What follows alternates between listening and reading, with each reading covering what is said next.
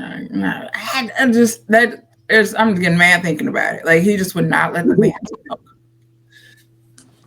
I'm like, All why right, ask we me? are jumping this one here. Hold on. About that.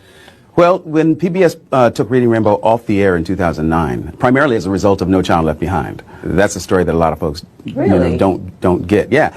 Okay. So No Child Left Behind is doing exactly that. And so the mandate is to teach kids how to read, the rudiments of reading.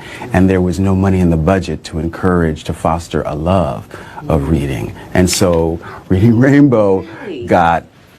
So it seemed more like a luxury than education? Exactly. That's crazy. Well, that's, look, we have spent so much money on the machinery of war in the last 10, 12 years. We are having to make really ridiculous choices. And we're sacrificing our kids.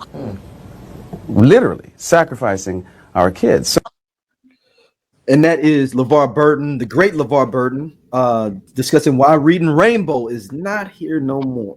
Damn. Which I didn't even know that. That was something totally new to me. No Child Left Behind is the reason we have a generation of idiots walking around out here. I'm talking to you 20-year-olds. Like I'm looking at you. You youngster.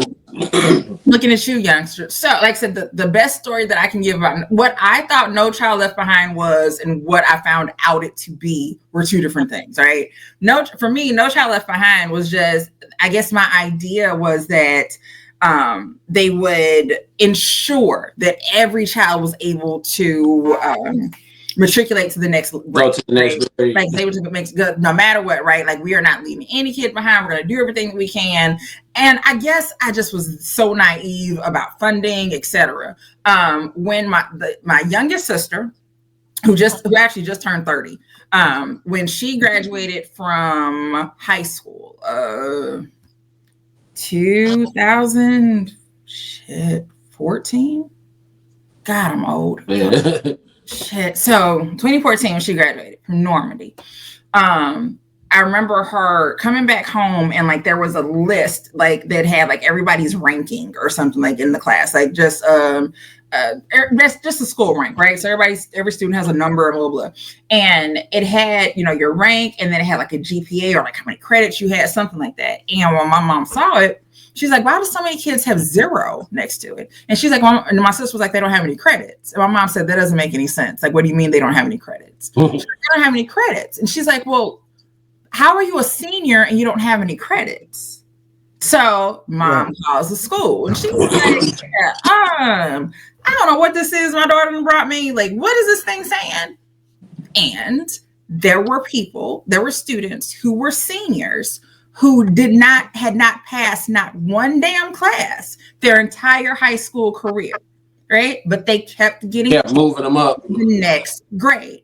So when it's time to graduate, right, at the end of that eighth or the last semester, you either they either encourage you to get your GED or to go to Job Corps. But wow. So you literally could have gone your whole 4 years without getting one goddamn credit and then still get to leave. Walk. You get to walk. Like you still get to that happened my senior year, but the only difference is they just let people that was like half credit short walk, but they still had to go to summer school, to get that diploma. And generally speaking, that's what happens, right? Yeah. Somebody needs half of a credit, right? And you go to summer school. That's what Kane did in Menace to Society. You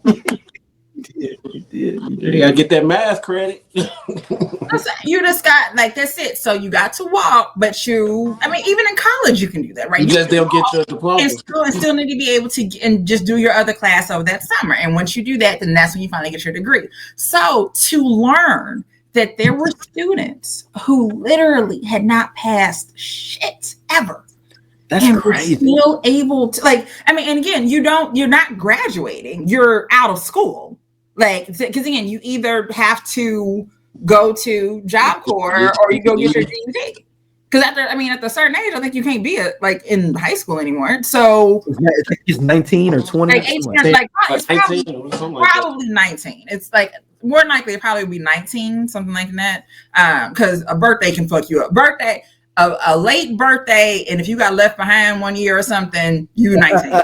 Like simply, because I was 18 when I graduated, and and then there were people who were turning 18 as we were graduating. So like I said, just my birthday at the beginning of the school year, so I was 18. That's exactly it. So you can only be 17, 18 you graduated, or maybe 18 about to turn 19. But yeah, No Child Left Behind was not what I thought it was. And like I said, to learn that that's what the fuck they had been doing was scary. Wow. And like I said, by the time I found that out, it was 2014.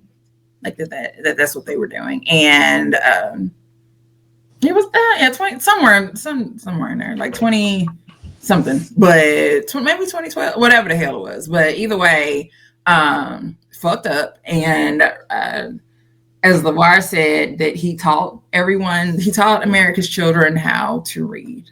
Mm-hmm. Yeah. Now I do like want to take that off though. Like, wow. But you can watch old episodes on Freebie. Okay. Reading Rainbow. I was showing my son some like a few months ago. Dude, Reading Rainbow was the bomb, man.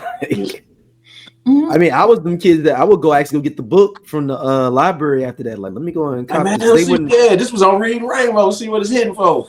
Yep. Because they only talk about a little bit sometimes. LeVar Burton was the first influencer. Yeah, because you got to think about some of the books, like at the end with the kids, they didn't read the book. They would just talk about it a little bit and be like, yeah, it was pretty cool, blah, blah, blah. So you still had a chance to go read it. It was like a book review. Yeah. And I'm trying to think, I know I watched the show. I don't remember the show influencing me to read. It was just, I was already a reader. So that was something that was already instilled in my household of having books. We would go to just watching PBS period. My local, it's funny. Actually, now I think about it, Julia Davis probably was closer now that I think about it, but we would go to the Duval branch on Grand. It's like Grand and Lee is where the Duval branch of the library was. That's still there. Yeah, so we would go there, and on the weekends, I would get my Babysitters Club books. My grandma would get her new V.C. Andrews, and we would go back to the house. She would read, and I would sit on the floor next to her, and like it was just what we did. So it was so normal to have books and to read. Shows like Reading Rainbow just reinforced that that's normal. Like it wasn't abnormal to do it. And then again, shows that I watched with kids on them, Cosby Show, people read. So there was never nobody's reading anything. Like, no, that's what you read. Yeah, that's how you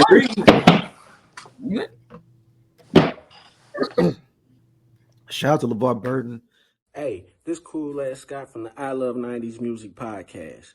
Hit that subscribe button right now. Like it on the SOLC Network. You finna get all the real deal on the 90s, the 2000s, and the splash of that 80s. Do it right now, man, and I'll be your friend.